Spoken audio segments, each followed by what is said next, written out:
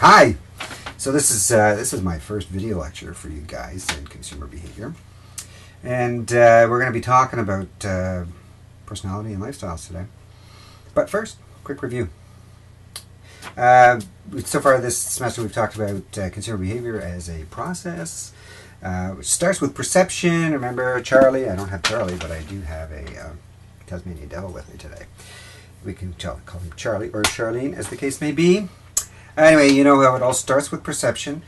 We put, as advertisers, we put sensory inputs in front of Charlie or Charlene in the hopes that they will choose to select to perceive them, let them through their bubble. And yeah, we put sensory inputs in front of Charlie. The sensory inputs are symbols with meaning. And we hope the meanings that we associate with those symbols are the same ones that Charlie or Charlene perceive. Yeah, we hope to get his attention, be selected, processed, and remembered. Chapter 3 is all about learning and memory, remember? The importance of associations, again, those symbols. And we associate things with memories and all that stuff. Yeah, Chapter 4, we talked about motivation and values, why we behave the way we do. We talked about Maslow and Packard's needs as the driving force behind much of our behavior. And we also talked about the concept of involvement with a purchase and how different purchases can be very involving or not. And it's not necessarily a price thing, but it's the association it has with our self-concept. And we did talk about actual concept and actual self-concept. Aspirational self-concept is often how we buy stuff to support what we want to become. There's a great quote, by the way. Kurt Vonnegut Jr., he says in one of his books, he says something along the lines of be careful what you pretend to be because we become what we pretend to be, which can actually be a very useful personality development tip should you want to do so.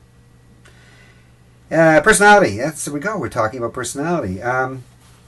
That's today. I'm recording again. So personality and lifestyle, that's the focus of today's lecture. I have some slides up over here that I'm looking at, which are the same slides that you have access to, although I won't be talking about them all, so you have to stay awake. Yeah. Personality. Personality is somebody's unique psychological makeup and how it consistently influences the way a person responds to his or her environment. And there's a surfer. I guess maybe surfing is associated with a particular personality type, I don't know. But I think the key thing to remember here is that personality is unique. It's relatively consistent. It does change over time, and you can, in fact, model your personality should you want to do so. But what we care about is how it affects the way that Charlie or Charlene perceive our sensory inputs, the senses, the things that with the ads we put in front of them, and how they respond, ultimately, how they buy. So Freud's a big one in the personality world, and he talks about sort of personality being made up of three things: an id, a superego, and an ego.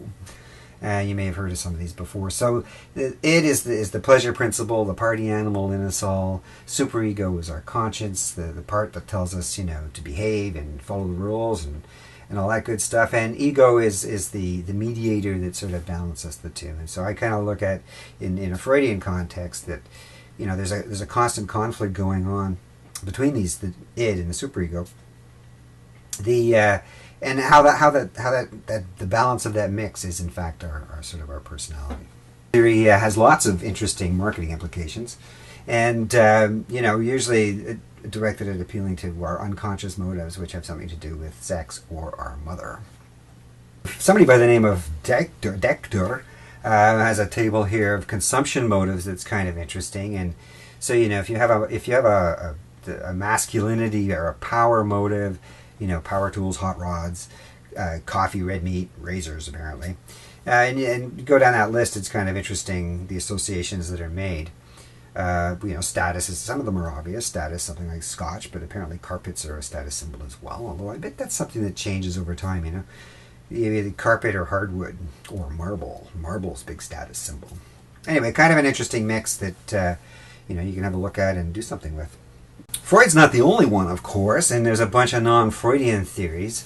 Somebody by the name of Karen Horney, you know, talks about people being described as sort of our either we're drawn to others, we're moving towards other people, we're compliant in terms of the group and all of that stuff, or moving away from others, we're detached and even against others where we're aggressive. And some of this is, there's this other, sort of human characteristic appears to be where we want to be unique, yet at the same time we want to be part of a group. And, we talked a little bit more about that when we were into needs and stuff. Alfred Adler talks about motivation to overcome inferiority. So, our motivation is because we feel inferior in some way, shape, or form. And, Sullivan talks about personality evolves to reduce anxiety. So rather than, which I guess, anyway, there's some dissonance there, and personality evolves to deal with it. More non-Freudian theories. Carl Jung, analytical psychology. Another big name actually, and worth looking into on your own. We're not going to deal with it in a big way, except to mention, the part of the idea is that there's some collective unconsciousness where we all share some ideals and behavior, or ideas and behavior, and it's like really fundamental stuff. And we'll look at that a little bit later when we talk about brand personality, and we'll look at the brand asset evaluator, which is kind of neat. So now we're going to talk a little bit about trait theory. This is the idea that we can identify characteristics that define a person. And if you were asked to describe anybody's personality, you'd probably hit on a bunch of characteristics. Some of the ones that the book at least thinks are most relevant to consumer behavior are the degree of innovativeness in somebody's personality. So we all know people who like to try new things. And if you're selling a new product, of course, that having that personality trait is one thing. Gets over the resistance to something new a little bit. Materialism, some people are very materialistic and driven by consumption. We really have to have the particular brand of product. And that varies between product categories, but I think it's also a personality thing, where some people are more materialistic than others. The degree of self-consciousness, how self-conscious are we? So, if you're particularly self-conscious, you might really agonize over lots of different purchase types. Whereas if you're not all that self-conscious, you don't care what you look like, then, clothes shopping and advertising that tries to affect your clothes choices, probably not going to be that effective if it focuses on how you look better to others. So you might pick another trait of your brand, like durability, or the fact that it doesn't need to be washed very often. Our need for cognition, or our need to think about things, and our need for uniqueness. So and there's that dynamic again between our need to be different and unique, and our need to be sort of part of a group as well. So brand personality. I mean, we're in the business of building brands, right? That's what we do. So just like people have personalities, brands have personalities, and we've talked a little bit about how brands have tangible and intangible attributes, both of which contribute to the personality, as well as what really contributes to the personality is the way that the company, and particularly as reflected in its advertising and marketing, behaves. So brands have personality. Brands have what's called brand equity. Big examples: Coca-Cola, Google, Apple. Take away their products, and just the awareness of the name and or the symbol is what the brand equity is. So equity has value, conceivably, in terms of millions or hundreds of millions of dollars in a case like a global brand. Some companies don't even really worry about the product. They outsource the production of the product, the design of the product, and they just focus on the brand, and it's just all about brand and marketing. Sometimes lots of consumer research goes into new brands. How are people going to perceive it? Where does it fit in the whole sort of complex ecosystem of other products and their positioning? Remember we talked about positioning last week. And there's an example in the slide, "Put a tiger in your tank." is an old Esso, I think it was Esso campaign, that sort of had some, I guess, applying personality to essentially a commodity product, gasoline. So there's a slide here: brand behaviors and personality trait inferences. So this kind of gets to the point of how your brand activity can affect the personality of the brand. And so there's the idea of, if you keep repositioning your brand, you keep changing who you are, then you become a flighty and schizophrenic brand. And maybe there might be a certain target audience that you actually want to appeal that way with, and that's it could be a valid strategy, but probably not in general. If you keep using a a familiar character, the Mr. Whipple Man or the Maytag guy, or you know, the A&W Root Beer. It creates a familiar and a comfortable brand over time.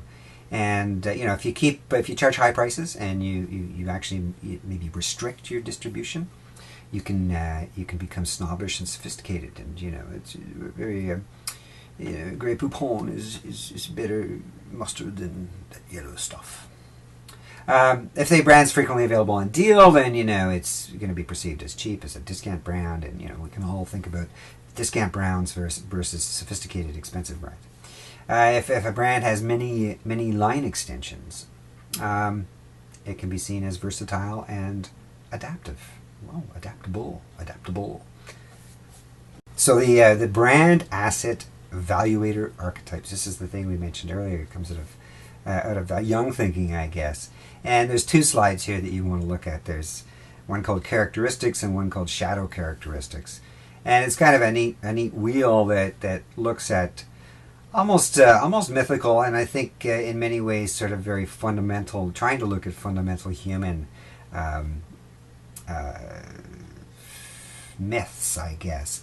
And the idea is personality types. So the wheel has thought, emotions, energy, substance, and you know, the magician, the angel, the actress, the troubadour. And if you look at the shadow characteristics, you have the sorcerer and the hermit, and you know, the trickster and the shadow witch. So looking at this, though, it's you know, to pick a brand and see, can you identify what the characteristics of it are and what the shadow characteristics of it are, maybe in terms of this archetype view, or you know, can you pick from this and construct your own brand? Wouldn't that be an interesting exercise? Construct a brand out of nothing. Okay, so that sums up that concludes at least this video lecture on personality.